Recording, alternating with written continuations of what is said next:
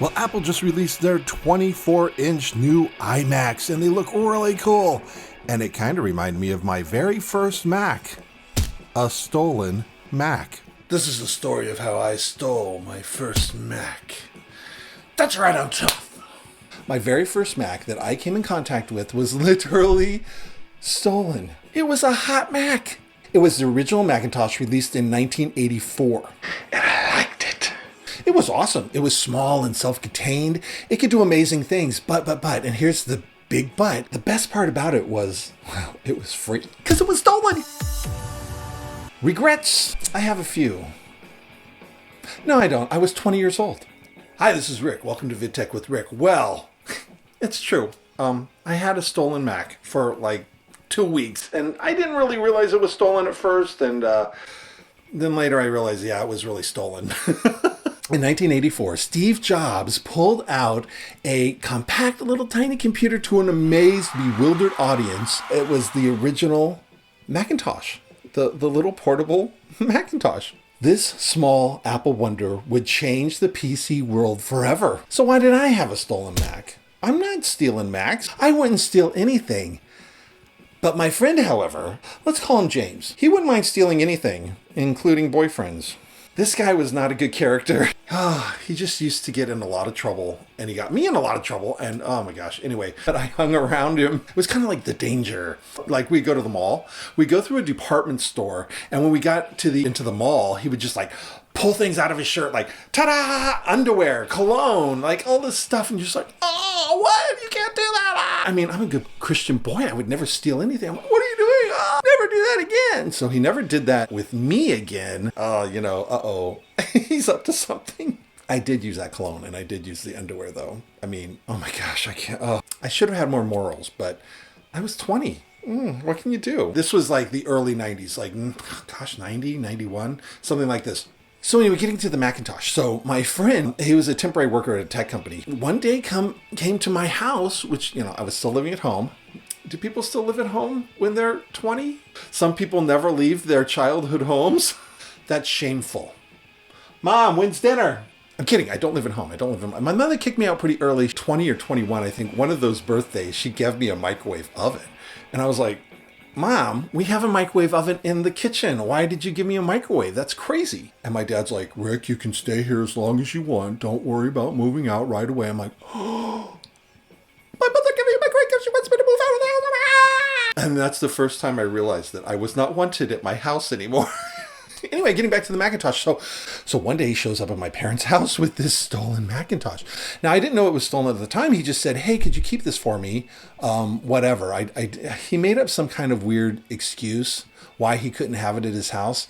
I'm like, oh, okay. So me and my dad played with it. It was a small little Macintosh computer. It had a handle on the back. It had a little screen. I'm sure it was monochromatic. It had a paint program or a graphic program. I know you could play chess or checkers on it.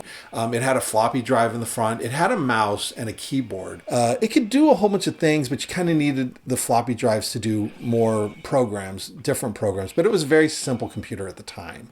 I think it had a word processing program in it that would have been very, very useful, but I didn't have a printer or anything like that, and I wasn't really writing it. I was 20 years old. I don't know. What was I thinking?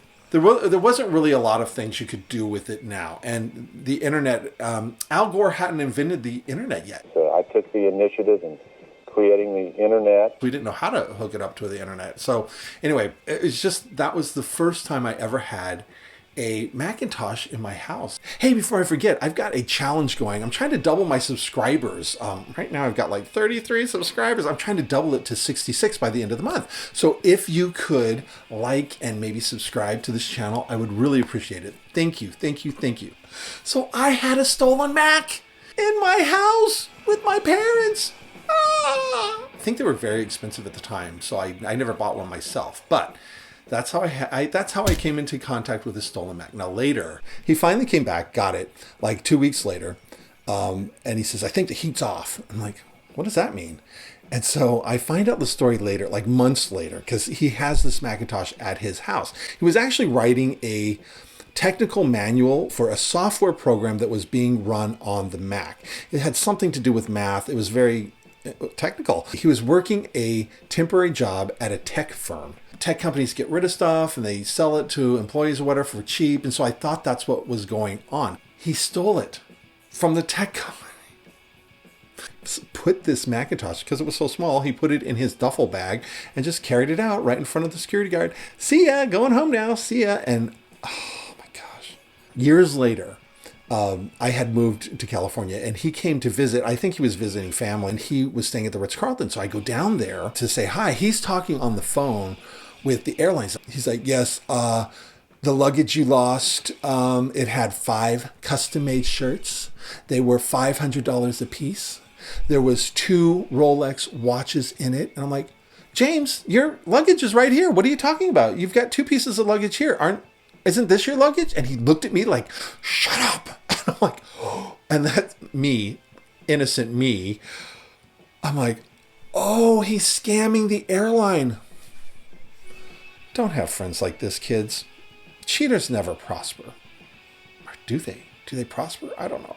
Anyway, so that's my story of how I had a stolen Mac for 2 weeks. Terrible. Awful. Terrible. The moral of this story is do not steal Macintoshes. I'm wondering if I had that now, though, how much it would be worth.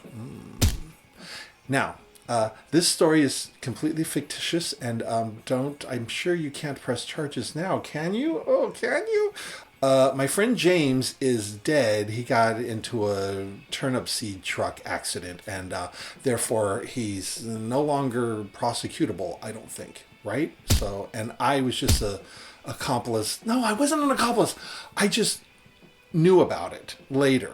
I didn't know that it was stolen at the time. It just seemed like he had brought this home from work, like they were giving him away or something. Oh my gosh, I'm just digging. So if you like this kind of content, if you like video technology or video techniques, please subscribe to VidTech with Rick. And I would love to have you as a subscriber. Thank you for watching. Because you got to have friends.